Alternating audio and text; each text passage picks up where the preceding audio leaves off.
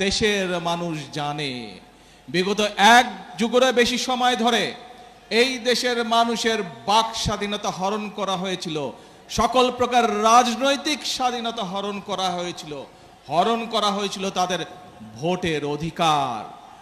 এক যুগের বেশি সময় ধরে বিএনপি সহ বাংলাদেশের সকল রাজনৈতিক দল যারা গণতন্ত্রে বিশ্বাস করে, বাংলাদেশের মানুষের ভোটের অধিকারে বিশ্বাস করে, সেই দলগুলো ধীরে ধীরে আন্দোলন গড়ে তুলছিল এবং 2024 সালের 5ই আগস্ট সমগ্র দেশের ছাত্র জনতা সহ সকল নারী পুরুষ সকলে রাজপথে নেমে এসেছিল এবং সেই দিন স্বৈরাচার পালিয়ে যেতে বাধ্য হয়েছিল এই বাংলাদেশ থেকে। প্রিয় ভাই বোনেরা, বাংলাদেশের মানুষ তাদের হারিয়ে যাওয়া ভোটের অধিকারকে প্রতিষ্ঠিত করেছে। বাংলাদেশের মানুষ তাদের কথা বলার অধিকার যা কেড়ে নেওয়া হয়েছিল এক যুগের বেশি সময় ধরে, সেই অধিকারকে আবার বাংলাদেশের মানুষ প্রতিষ্ঠিত করেছে। প্রিয় বগুড়াবাসী, বাংলাদেশের মানুষ দেখেছিল সেই এক যুগ সময় ধরে যখন মানুষের ভোটের অধিকার ছিল না, কথা বলার অধিকার ছিল না, আমরা দেখেছিলাম কিভাবে দেশে কথা বলেছিল উন্নয়নের, কিন্তু উন্নয়নের নাম করে মেগা প্রজেক্টের নাম করে কিভাবে সেদিন মেগা দুর্নীতি করা হয়েছিল। বাংলাদেশ থেকে এই দেশের মানুষের লক্ষ লক্ষ কোটি কোটি টাকা কিভাবে বিদেশে পাচার হয়েছে দেশের মানুষ দেখেছে সেটি। প্রিয় ভাই বোনেরা, বিগত ফেব্রুয়ারি 12 তারিখে এই দেশের মানুষ তাদের ভোটের অধিকারকে প্রয়োগ করেছে।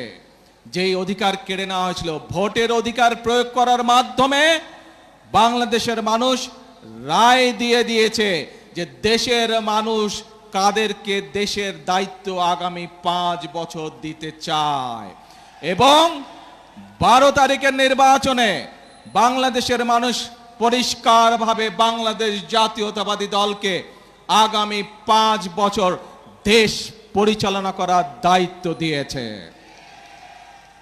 প্রিয় ভাই বোনেরা, নির্বাচন হয়েছে, নির্বাচনের আগে দিয়ে আমরা বলেছিলাম দেশের মানুষকে যে কিভাবে আমরা যদি দায়িত্ব দেয় দেশের মানুষ, তাহলে আমরা কিভাবে দেশ পরিচালনা করব।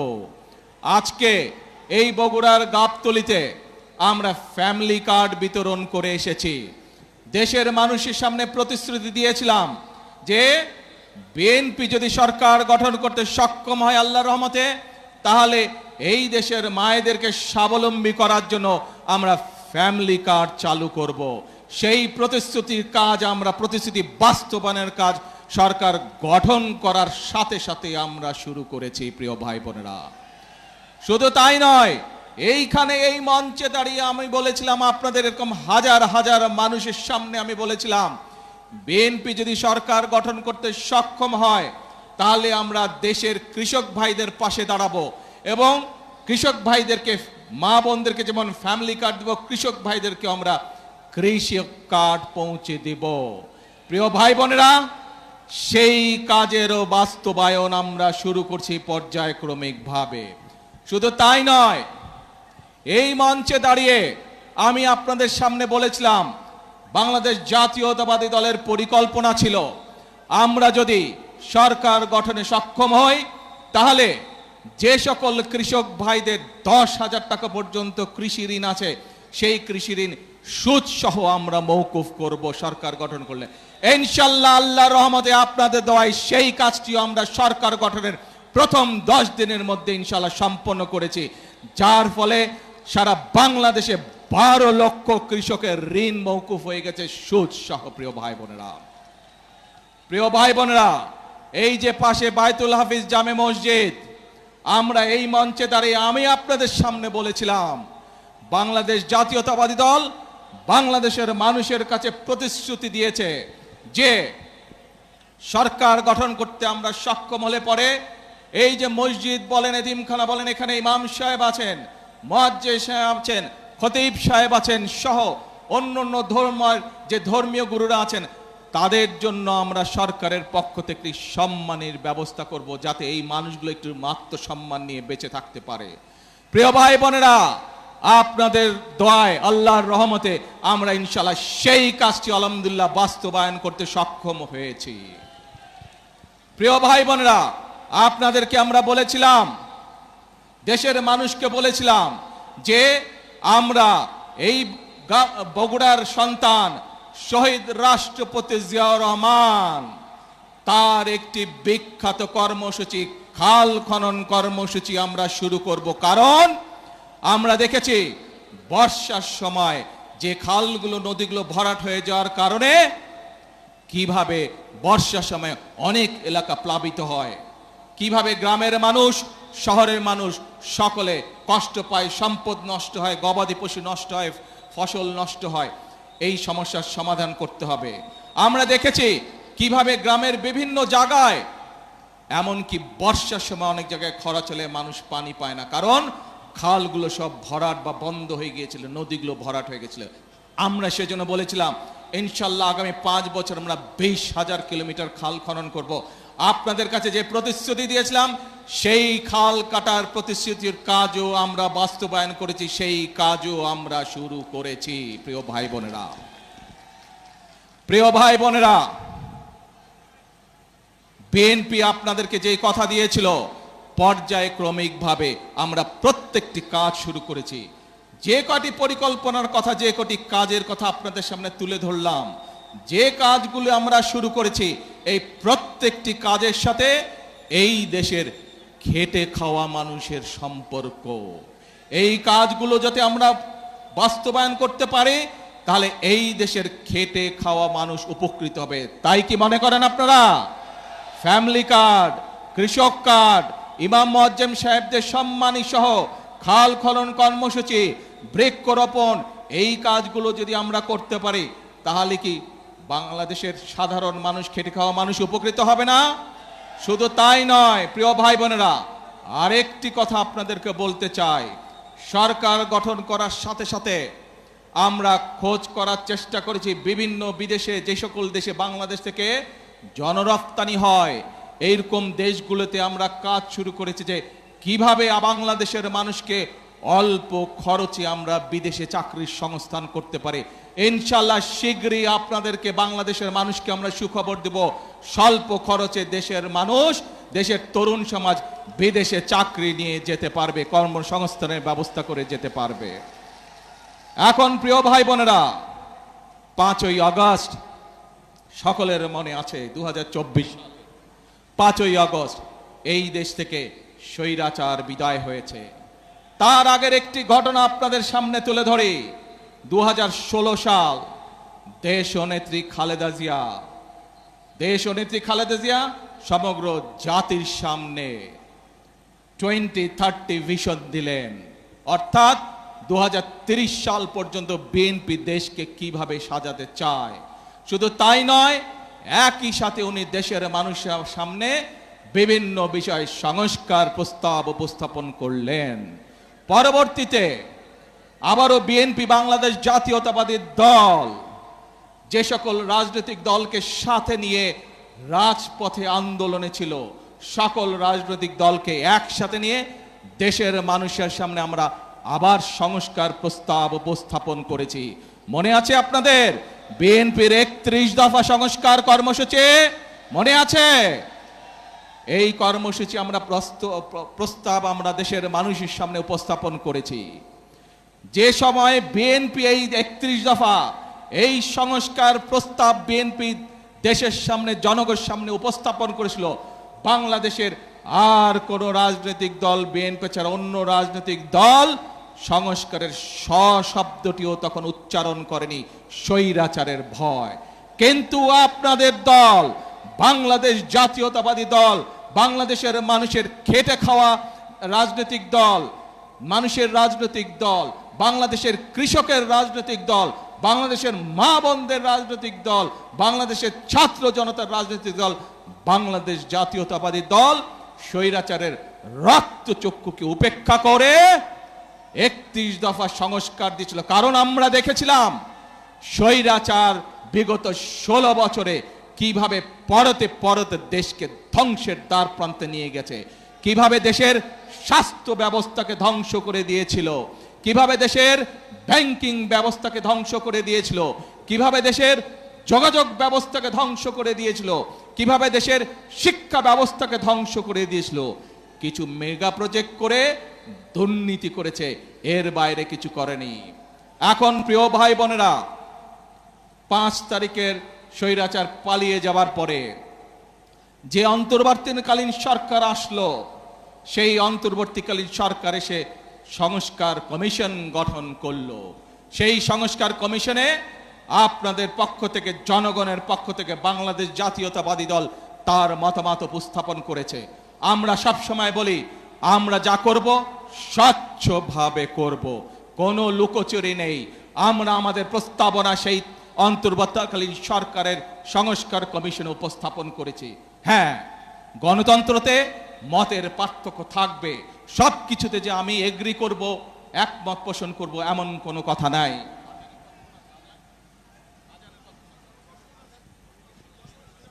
আমরা সেখানে কতগুলো বিষয় দ্বিমত পোষণ করেছি অন্য অন্য দলের সাথে, এবং সেই মিটিং থেকে বেরিয়ে এসে আমরা জনগণের সামনে, দেশের মানুষের সামনে পরিষ্কারভাবে তুলেছি আমরা যে কোন কোন বিষয়ে আমরা একমত এবং কোন কোন বিষয়ে আমরা দ্বিমত পোষণ করি।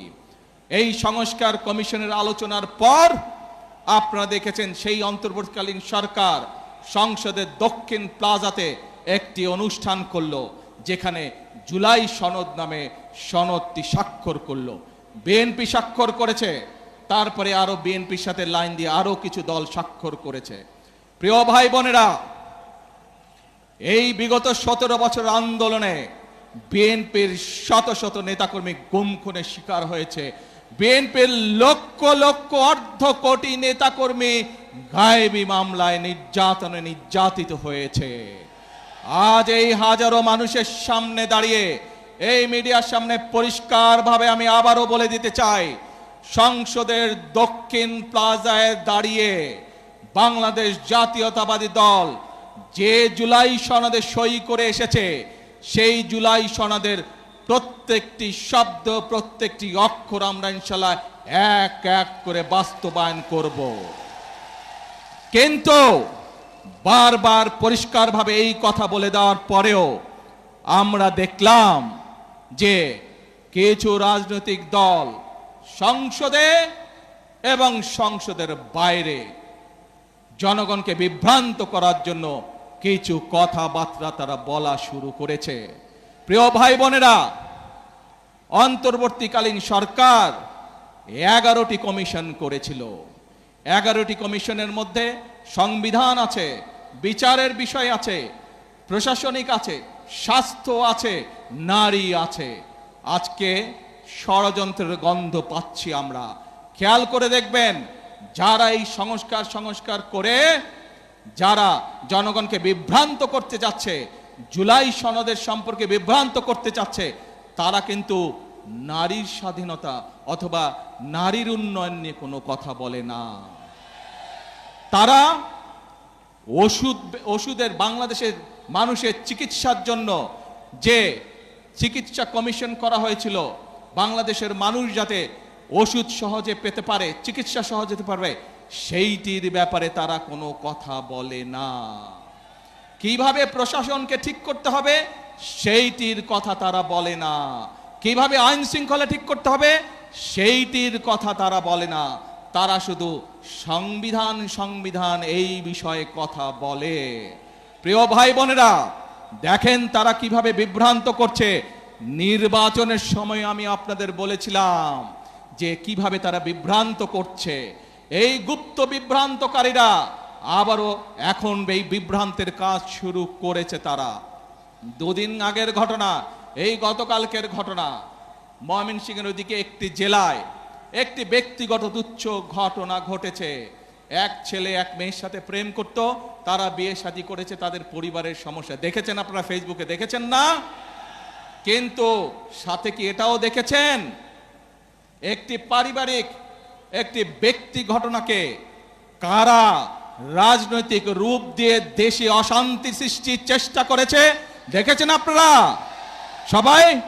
প্রিয় ভাই বোনেরা, এদের সম্পর্কে সতর্ক থাকতে হবে। মুক্তিযুদ্ধের সময় আমরা দেখেছি তারা কিভাবে বিভ্রান্তির চেষ্টা করেছে দেশের মানুষকে। ৮৬ সালের নির্বাচনে আমরা দেখেছি তারা কিভাবে বিভ্রান্ত করার চেষ্টা করেছিল দেশের মানুষকে। ৯৬ সালেও আমরা দেখেছি স্বৈরাচারের সাথে গিয়ে তারা কিভাবে দেশের মানুষকে বিভ্রান্ত করেছিল। ২০০৮ সালেও আমরা দেখেছি সেই ওয়াল 11-এর সাথে যোগ দিয়ে তারা কিভাবে বিভ্রান্ত করেছিল দেশের মানুষকে।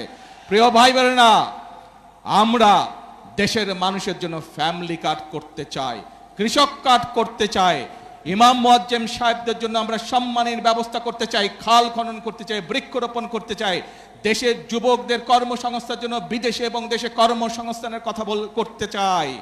এইসব ব্যাপারে কোনো কাজ করে না। দেখেন নাই নির্বাচনের সময় কেমন বলেছিল, রাখ তোর ফ্যামিলি কার্ড, মনে আছে? প্রিয় ভাই বোনেরা, জনগণের স্বার্থে যেই কাজ সেটিকে তারা রেখে দেয়, কিন্তু নিজেদের ক্ষমতা ষড়যন্ত্রের মাধ্যমে ক্ষমতা কিভাবে কক্ষিগত করতে হবে সেই কাজের জন্য তারা এখন বিভ্রান্ত ছড়াচ্ছে। প্রিয় ভাই বোনেরা, আজ বগুড়ার মানুষ সহ সারা দেশের মানুষকে আমি জিজ্ঞেস করতে চাই, আপনারা কি ফ্যামিলি কার্ড বাস্তবায়ন চান? দেশের কৃষক সমাজকে, কৃষকদেরকে আমরা কৃষক কার্ড পৌঁছে দিব সেটি চান? আপনারা কি দেশে খাল খনন চান? বেকার যুবকদের কর্মসংস্থান দেশে এবং বিদেশে ব্যবস্থা করি সেই কাজ চান? আপনারা কি দেশে বৃক্ষরোপণ চান? প্রিয় ভাই বোনেরা, যদি এই কাজগুলো আমাদেরকে করতে হয় জনগণের সহযোগিতা লাগবে। যদি এই কাজগুলো আমাদেরকে বাস্তবায়ন করতে হয় এই ষড়যন্ত্রকারীদের বিরুদ্ধে আপনাদেরকে সজাগ এবং সতর্ক থাকতে হবে। কারণ তাদের অতীত ইতিহাস বলে দেয় যে কতবার দেশ স্বাধীনের পরে, দেশ স্বাধীনের আগের শুরু থেকে তারা কতবার চেষ্টা করেছে দেশের মানুষকে বিভ্রান্ত করতে। প্রিয় ভাই বোনেরা, এই দলের প্রতিষ্ঠাতা শহীদ রাষ্ট্রপতি জিয়াউর রহমান বগুড়ার সন্তান, দেশের স্বাধীনতার ডাক দিয়েছিলেন 1971 সালে। আজ আমরা দেখছি যারা দেশের মানুষকে বিভ্রান্ত করতে চাচ্ছে, জুলাই সনদ নিয়ে বিভ্রান্ত করতে চাচ্ছে, প্রিয় ভাই বোনেরা, তারা তো এই দেশের স্বাধীনতাতেই বিশ্বাস করেনি, এই দেশের অস্তিত্বেই তারা বিশ্বাস করেনি। প্রিয় ভাই বোনেরা, যেই দেশের অস্তিত্বেই তারা বিশ্বাস করে না, তাদেরকে কি বিশ্বাস করা যায়? তাদেরকে বিশ্বাস করা যায় না। যেহেতু তাদেরকে বিশ্বাস করা যায় না, প্রিয় ভাই বোনেরা, বাংলাদেশের মানুষ বিগত 12 তারিখের নির্বাচনে ম্যান্ডেট দিয়েছে বিএনপিকে আগামী 5 বছর রাষ্ট্র পরিচালনা করার জন্য। কারণ আমি যেই পরিকল্পনার কথাগুলো আপনাদের সামনে তুলে ধরেছি, এর সাথে আরো যে করে পরিকল্পনা আছে, যেই 31 দফা আমরা মানুষের সামনে দিয়েছি, যেই জুলাই সনদে আমরা সই করে এসেছি সংসদের দক্ষিণ প্লাজায়, দেশের মানুষ ম্যান্ডেট দিয়েছে সেই জুলাই সনদ বাস্তবায়ন করার জন্য। কোনো বিভ্রান্তিকর পরিস্থিতিতে আমরা পা দেব না। বাংলাদেশের মানুষ ম্যান্ডেট দিয়েছে যেই সকল রাজনৈতিক প্রতিশ্রুতি দেশের মানুষের জীবনযাত্রার মান উন্নয়নের জন্য আমরা মানুষকে প্রতিশ্রুতি দিয়েছি, বাংলাদেশের মানুষ আমাদেরকে ম্যান্ডেট দিয়েছিল সেই কাজগুলো বাস্তবায়ন করার জন্য। ঠিক ইনশাআল্লাহ। প্রিয় ভাই বোনেরা, আমি আপনাদেরই ভাই, আমি আপনাদেরই সন্তান। আজ যে পরিকল্পনাগুলো বিএনপি নির্বাচনের আগে আপনাদের দিয়েছে, যেই পরিকল্পনাগুলো আমরা বাস্তবায়নের কাজ শুরু করেছি, এই কাজগুলো আপনাদের সন্তান হিসেবে, বগুড়ার সন্তান হিসেবে যদি আমি করতে পারি, তাহলে নিশ্চয়ই আপনাদের গৌরব বৃদ্ধি পাবে, বগুড়ার প্রতিটি মানুষের গৌরব বৃদ্ধি পাবে। আজ আমি আপনাদের মুরব্বী সহ সকলের, মা বোন সহ সকলের দোয়া যেমন চাই, আমি আপনাদের সমর্থন তেমন চাই, এবং আপনাদের মাধ্যমে, মিডিয়ার মাধ্যমে সারা বাংলাদেশের সমর্থন চাই। যারা দেশে গোলযোগ সৃষ্টির আবার পায় তারা করছে, ঠিক যেভাবে পালিয়ে যাওয়া স্বৈরাচার বলেছিল, দেশমন্ত্রী খালেদা জিয়া যখন দেশ পরিচালনার দায়িত্বে পেলেন, স্বৈরাচার বলেছিল 1 মিনিটও শান্তিতে থাকতে দিব না, মনে আছে? সেই একই ভূত কিন্তু আবার এদের উপরেও সাওয়ার করেছে। দেখেন কেমন আন্দোলন আন্দোলন কথা বলে, আর ব্যক্তি ঘটনাকে কিভাবে রাজনৈতিক রূপ দিতে চায়, ঠিক দিনাজপুরের ইয়াসমিনের ঘটনার মতন। যে ওই ঘটনাকে রাজনৈতিক রূপ দিয়ে দেশে অশান্তি তৈরি করা হয়েছিল, 172 দিনের হরতাল ডাকা হয়েছিল, মনে আছে নিশ্চয়ই আপনাদের।